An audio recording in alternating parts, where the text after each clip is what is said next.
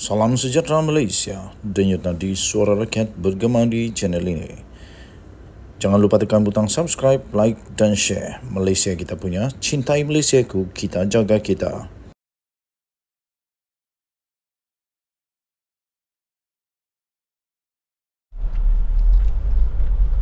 Salam sejahtera Malaysia, denyut nadi suara rakyat bergema di channel ini. Habislah kali ini Perikatan Nasional, PAS, PPBM, Muhyiddin Yassin, Hadi Awang dan semua orang yang pura-pura suci dan murni. Baru-baru ini ada video saya juga yang saya sudah sisipkan, yang saya sudah masukkan di dalam video saya, kamu boleh cari. Baru-baru ini Anwar Ibrahim dengan beraninya mendedahkan perkara yang amat dahsyat, jijik yang dilakukan oleh Perikatan Nasional. Tapi jangan silap, Anwar Ibrahim juga berani untuk disaman untuk perkara ini. Sampai Perdana Menteri Anwar Ibrahim kata, kalau berani samanlah, saya cabar. Dia kata, kalau berani samanlah.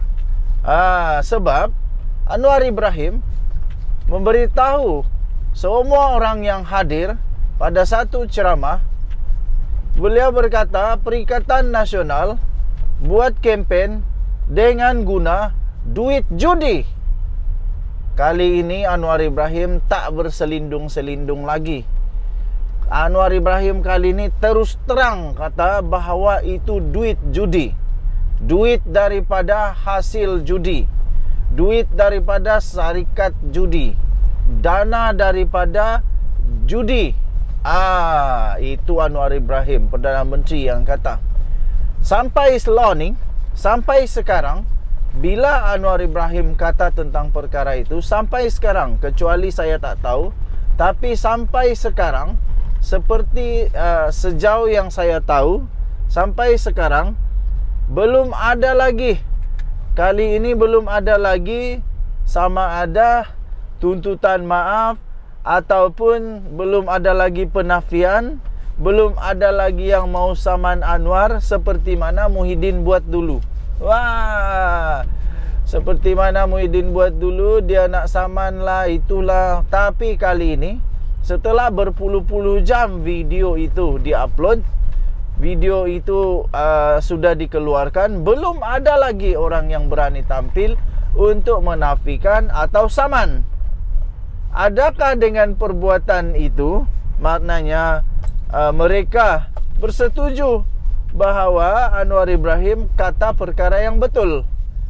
Anwar Ibrahim telah mendedahkan perkara yang benar, yaitu memang ada mereka pakai duit judi. Habislah.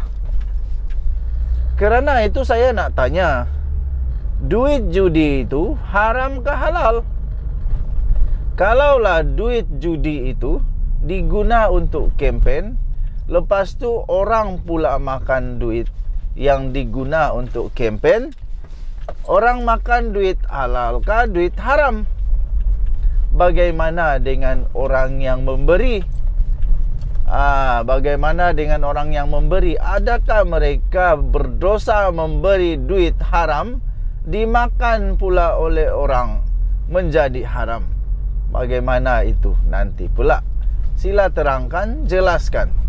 Kita nak tunggu sebenarnya Hadi Awang untuk membuat apa lagi dakwahnya kali ini. Apalagi dia punya dalil kali ini. Apalagi yang dia kata kali ini. Dulu dia kata sedekah. Kali ini apa pula?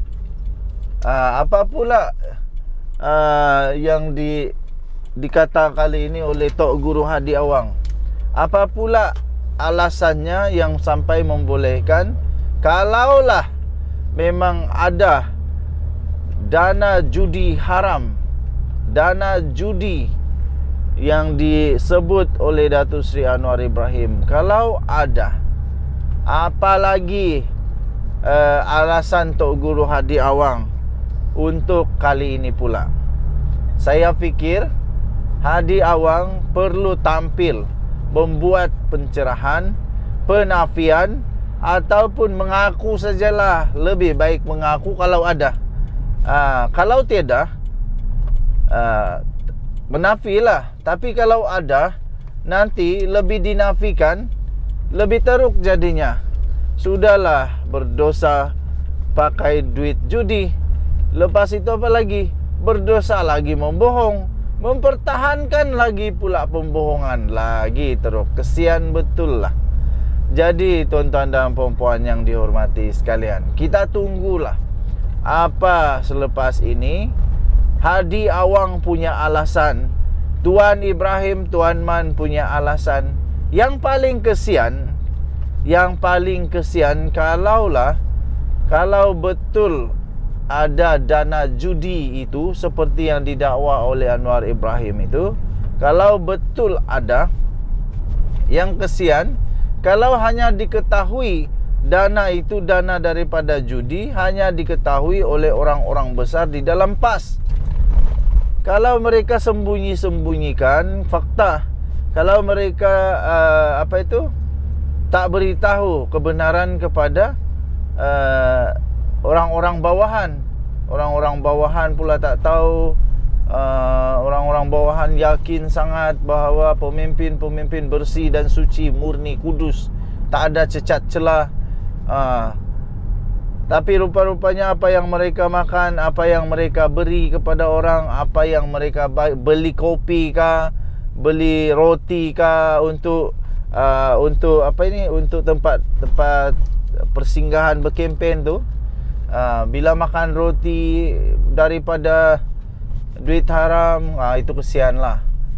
Jadi kalau betul perkara ini memang berlaku, hentikanlah. Dah ramai orang makan duit haram, dah ramai orang makan benda yang dibeli daripada duit haram. Jadi lebih baik hentikanlah. Hentikan daripada perkara itu, kerana kesian orang makan duit haram. Kalau dia tak tahu tak apa, kalau tiba-tiba dia tahu, punyalah sakit hati. Okey, apa pendapat kamu pula? Kita nantikan orang-orang PAS. Nanti harap-harap Sanusi pula muncul lagi lah. Sebab Sanusi dah senyap sekarang. Dia dah senyap sikit, dia dah slow down sikit. Tapi yang hairannya, yang duk bising-bising ini, orang lain ini, seolah-olah Sanusi tak buat apa-apa salah pun. Seolah-olah Sanusi tak buat apa salah pun. Okey, Denyut Nadi Suara Rakyat bergema di channel ini. Jangan lupa tekan butang subscribe, like dan share. Malaysia kita punya, cintai Malaysiaku, kita jaga kita. Dan selamat menyambut hari Isnin kepada semua rakyat Malaysia. Kita harap hari ini hari yang istimewa bagi semua orang. Bye-bye. Salam sejahtera Malaysia. Denyut Nadi Suara Rakyat bergema di channel ini.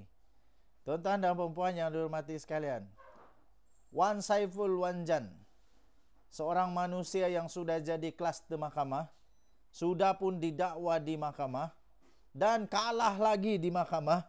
Baru-baru ini dia merayu supaya digugurkan kes dia, kalah, ditolak mahkamah, mentah-mentah ditolak mahkamah, dan pendakwaan itu diteruskan.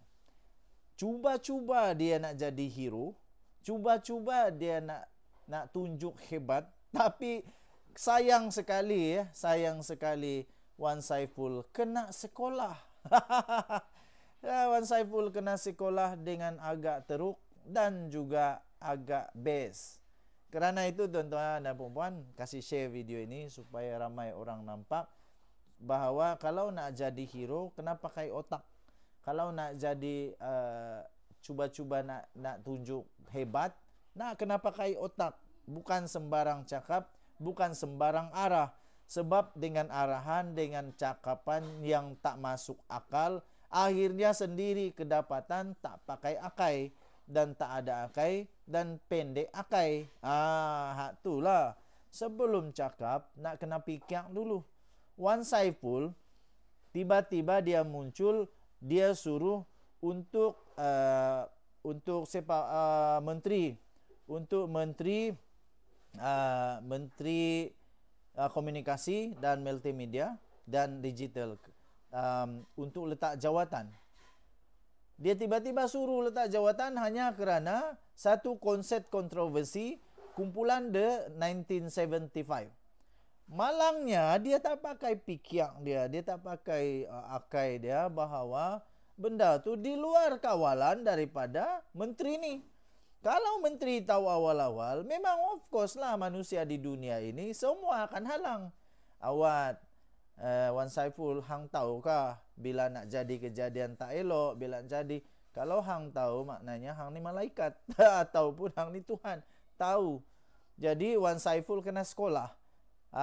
Jika Wan Saiful didakwa rasuah, logikkah Menteri KDN letak jawatan? Aduh. Timbalan Menteri Komunikasi dan Digital, iaitu Teo Ni Ching, telah menolak desakan Ahli Parlimen Bersatu yang sekarang ini kluster mahkamah, Wan Saiful Wan Jan. Sudahlah kluster mahkamah, tak sedar diri, duk bising lagi. Lebih baik diam-diam lah. Nanti fokus dengan kluster mahkamah kamu tu. Fokus dengan kamu punya pendakwaan. Nanti duk sibuk dengan hal orang sendiri. Tak fikir pula. Desakan beliau supaya Fahmi Fadzil, iaitu Menteri Komunikasi dan Digital, supaya meletak jawatan berikutan kontroversi kumpulan The 1975. Tapi memang saya pun saya tak setujulah dengan apa yang kumpulan ni buat. Adakah kalau nak buat benda pelik-pelik, bukan dekat Malaysia. Malaysia negara berdaulat, ada undang-undang. Kita sudah ada undang-undang, hormati. Lepas ni padan muka The 1975, lepas ni gam lah terus, tak payah suruh datang Malaysia lagi. Ramai lagi artis yang bagus-bagus yang pandai hormati negara Malaysia. Tapi untuk nak suruh kita punya Menteri Komunikasi letak jawatan hanya kerana ini, tak logik langsung. Apa kena mengena dengan dia? Ini bagi contoh. Teo berkata gesan sedemikian tidak logik. Saya bagi contoh. Cuba Wan Saiful jawab. Ini contoh daripada timbalan menteri ini. Dia kata, adakah Wan Saiful akan meminta Menteri Pengangkutan pula meletak jawatan jika ada yang melanggar had laju atau peraturan jalan raya? Ramai orang Malaysia yang kena saman kan? Ramai rakyat Malaysia yang kena saman kerana had laju. Lepas ramai juga pelancong-pelancong yang mandu tanpa ikut undang-undang Malaysia. Patutkah Menteri Pengangkutan letak jawatan? Patutkah? Ataupun kita tanya Wan Saiful, di negeri-negeri yang ditadbir oleh Kerajaan Perikatan Nasional atau PAS atau Bersatu, yang penting Perikatan Nasional lah, kalau ada kesilapan daripada orang-orang, sanggupkah menteri-menteri di jajahan, di tempat pemerintahan Perikatan Nasional untuk letak jawatan? Sanggupkah menteri-menteri ini untuk letak jawatan? Itulah cakap pikir dulu, nanti kena ilbang hidung sendiri susah. Kan betul? Betul tak? Logik tak? Kalau dia minta begitu, adakah Wan Saiful dapat jawab itu? Kalau ada orang kena saman, melanggar had laju, undang-undang jalan raya, perlukah Menteri Pengangkutan letak jawatan? Perlukah Menteri Dalam Negeri meletak jawatan sekiranya ada orang awam mencuri atau disyaki rasuah, kemudian didakwa di mahkamah seperti yang berlaku kepada Wan Saiful? Ini lagi best lah. Ini lagi best contohnya. Wan Saiful sudah didakwa di mahkamah, kerana dia disyaki rasuah, penyelewengan, salah guna kuasa dan. Patutkah untuk Menteri Dalam Negeri letak jawatan? Cuba jawab. Kalau patut, ini salah Wan Saiful lah. Kalau patut Menteri Dalam Negeri letak jawatan kerana disyaki rasuah, ada orang yang disyaki rasuah, kalau betul Menteri Dalam Negeri perlu letak jawatan, ini salah Wan Saiful lah. Sebab Wan Saiful lah yang menyebabkan dia letak jawatan. Sebab Wan Saiful sudah didakwa di mahkamah. Patutkah begitu? Tak patut kan? Jadi itulah, cuba-cuba nak jadi hero, kena sendiri. Dia merujuk, timbalan menteri itu merujuk kepada 2 pertuduhan kes rasuah Wan Saiful berhubung skandal Jana Wibawa. Ini sudah sah tahu, masuk mahkamah sudah. Pada hari Jumaat, kita tahu inilah kejadian yang terjadi di dalam konsert itu, tapi saya tak peduli yang itu. Yang penting kita gam kumpulan ini jangan bagi datang Malaysia lagi. Okey. Jadi saya fikir Menteri Komunikasi dan Digital sudah pun belajar daripada kesilapan ini, dan selepas ini tak akan ada lagi the 1975 ini. Ini mencetuskan banyaklah. Tapi tindakan daripada menteri serta-merta harus dipuji, yaitu FAMI telah mengarahkan pembatalan serta-merta festival itu. Manakala kumpulan berkenaan dilarang membuat persembahan lagi di Malaysia. Padan muka. Tahniah. Inilah yang kita mau. Bila sudah dapat kesan kesilapan di sana, perbaiki. Nama dia damage control. Wan Saiful, anda perlu tahu nama dia damage control lah. Nama dia damage control, dan keadaan-keadaan seperti itu manusia biasa tak dapat nak ramal ya. Jadi Wan Saiful Wanjan, benda-benda begitu tak boleh ramal. Kalau boleh ramal mungkin itu daripada Bersatu ataupun daripada PAS yang boleh ramal masa depan. Jadi selepas itu untuk mengelakkan daripada kena suruh letak jawatan kerana perkara-perkara yang tak boleh diramal, kerana perkara-perkara yang tak boleh dikawal, selepas ini menteri-menteri dalam PAS kena lebih belajar lagi untuk meramal masa depan lah. Begitu saja. Okey. Jadi apapun tahniah diucapkan kepada kerajaan negara Malaysia yang bertindak cepat untuk tidak lagi membenarkan, menghentikan serta-merta festival ini. Dan sekali lagi kepada semua ahli politik, kalau nak bersuara pakai otak dulu. Jangan terus-terus hentam saja, nanti sendiri terkena. Kan dah kena sekolah. Kita jumpa lagi. Bye-bye.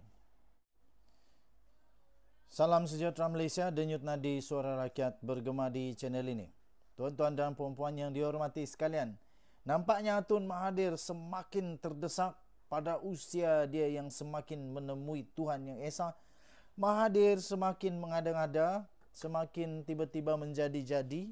Tiba-tiba Mahathir seolah-olah dah tak ada harapan lagi, sampai sanggup buat apa saja, termasuklah dia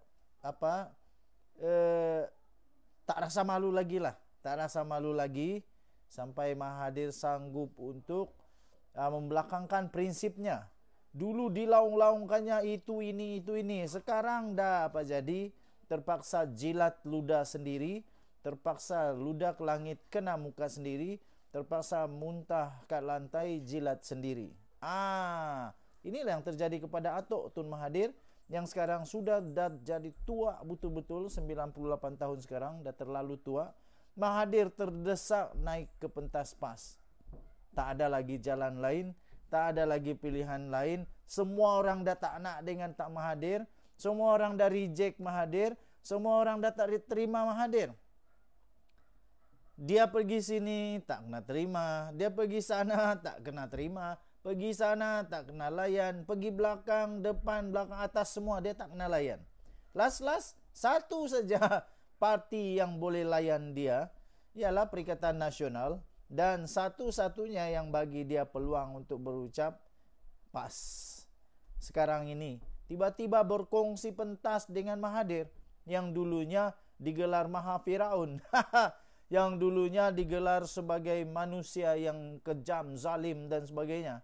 Tapi sekarang dua-dua terdesak. PAS pun agaknya terdesak. Entahlah apa PAS yang boleh dapat dengan Mahathir. Adakah Mahathir ini boleh membantu dari segi dana kah? Dari segi bantuan suara kah? Tapi kalau nak cakap pengaruh, saya fikir Mahathir dah tak ada pengaruh. Buktinya, Mahathir ditolak biji-biji, bulat-bulat, mentah-mentah ketika PRU yang lalu. Sebab itu, saya setuju apa yang dikatakan oleh Anwar, yaitu Mahathir sangat-sangat terdesak sehingga sanggup naik ke pentas PAS. Musuh ketat Mahathir dulu. Kehadiran Dr. Mahathir berkongsi PAS pada pentas yang sama dengan pemimpin PAS menunjukkan dia terdesak, kata Perdana Menteri Anwar Ibrahim. Saya pikir bukan bukan Mahathir saja yang terdesak, PAS pun terdesak, Perikatan Nasional pun terdesak, Bersatu pun mungkin terdesak, Kerana apa? Bersatu, seperti yang kita tahu, mereka ini terdesak kerana mungkin tak ada duit, mungkin saja, kerana akaun mereka dah kena sita. Nak pakai uang apa untuk buat kempen? Satu-satunya cara mungkin minta bantuan dengan NATO lah. Itu pun kalau Mahathir ada duit. Jadi saya pun cuba untuk hadam kenapa Mahathir sanggup naik ke pentas PAS dan kenapa PAS sanggup berkongsi pentas dengan Mahathir nih. Rupa-rupanya satu saja yang kita boleh fikir, kedua-duanya terdesak lah. Menurutnya bekas Perdana Menteri itu ketika berkuasa sangat kejam terhadap PAS dan penyokongnya. Itulah yang didakwa oleh PAS. Mereka kata Mahathir ini kejam, zalim dan sebagainya. Tapi sekarang mana? Dah mana suaranya? Kedua-duanya sanggup membelakangkan prinsip, sanggup untuk berpatah arang, sanggup untuk menjilat ludah sendiri semata-mata kerana terdesak. Beliau adalah kumpulan terdesak dan tiada ruang lain untuk dia diheret, katanya. Kalau Rafizi dia kata itu perkumpulan geng emosi. Lucu jugalah bila Rafizi kata itu geng emosi. Tun Dr. Mahathir orang yang paling kejam terhadap PAS, kata Anwar. Sekolah agama rakyat, mangsa memali namun kini didukung, disokong. Itu kata Anwar seperti dipetik oleh berita harian pada satu sidang akbar di Gua Musang pada hari ini. Pengerusi Pakatan Harapan itu mengulas kehadiran Dr. Mahathir pada satu ceramah PAS pada Jumaat lalu di Kelantan. Untuk rekod, tragedi Mamali merujuk kepada perselisihan di antara penyokong PAS dan pendakwa Ibrahim Mahmud atau dikenali sebagai Ibrahim Libya dengan pihak polis di Baling Kedah. Pertempuran antara mereka menyebabkan 14 orang awam termasuklah Ibrahim Libya dan 4 anggota polis terbunuh. Dr. Mahathir ialah Perdana Menteri pada ketika itu. Pada masa itu, PAS mempersalahkan Mahathir berhubung apa yang berlaku. Manakala bekas Perdana Menteri itu pula mendakwa, ia sebenarnya adalah kesalahan Hadi Awang yang didakwa telah meniupkan angin untuk keganasan melalui amanat Hadi pada tahun 1981. Dah sekarang ni dah lupalah. Lupakanlah semua itu. Entah apa pula selepas ini tiba-tiba Mahathir pula jadi malaikat, Hadi pun jadi malaikat kah? Itulah yang mungkin akan terjadi, kita tengoklah nanti macam mana. Tapi yang pasti dulunya mereka memang tak bengam lah. Yang satu salahkan ini, yang satu salahkan, yang satu kejam, yang satu menjadi mangsa, macam-macam lah. PAS mendakwa operasi Angkara dilancarkan pihak keselamatan ketika itu bermotifkan politik untuk membendung pengaruh Ibrahim yang luas dalam pengikut PAS. Anggota PAS yang terkorban dianggap syahid oleh PAS. Pada Jumaat lalu, Dr. Mahathir memberitahu ribuan orang yang berhimpun di Stadium Sultan Mahmud keempat di Kota Baru bahawa Perikatan Nasional bakal menyapu bersih kemenangan PRN di semua 6 negeri termasuk 3 negeri di bawah penguasaan PH pada ketika ini. Saya pernah dengar bahasa ini, saya pernah dengar kenyataan ini dari Mahathir. Mau dekat-dekat pilihan raya umum yang lalu, dia cukup yakin juga. Las-las, semua kalah dengan amat memalukan. Semua calon daripada pejuang langsung tak dapat balik deposit. Maknanya kalah dengan amat teruk sekali. Jadi kali ini kita tengoklah adakah Mahathir punya impian ini jadi kenyataan, ataupun sekali lagi impiannya hanya tinggal impian. Yang saya nak tanya saja, adakah Mahathir dengan ucapannya itu boleh menyebabkan Perikatan Nasional menang, ataupun ini akan menyebabkan Perikatan Nasional lebih kalah teruk? Bagaimanapun, Anwar mendakwa sokongan Mahathir kepada PN tidak akan menjejaskan peluang PH dan BN dalam pilihan raya negeri. Katanya tidak mengalah, itu hak dia.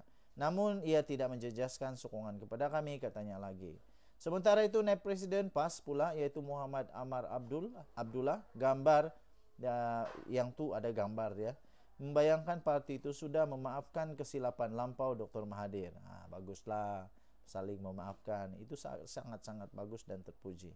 Katanya, saya harap dengan kemasukan Tun Mahathir bersama kita, PN, dapat membersihkan kesilapan-kesilapan yang telah dilakukan sebelum ini. Katanya lapor daripada Sinar Harian. Muhammad Amar juga dipetik, berkata dalam sejarah Islam pun semua orang yang masuk Islam sebelum itu pernah mempunyai banyak masalah dengan Islam. Contohnya melawan Nabi Muhammad SAW. Namun, selepas pembukaan kota Makkah, Abu Sufyan, Khalid Al-Walid dan Wahsy telah masuk meluk Islam. Kalau kita tengok, katanya, Wahsy bunuh bapa saudara Nabi Hamzah, Abu Muttalib. Jadi bila dia, Tun M, sudah berubah, kita terima.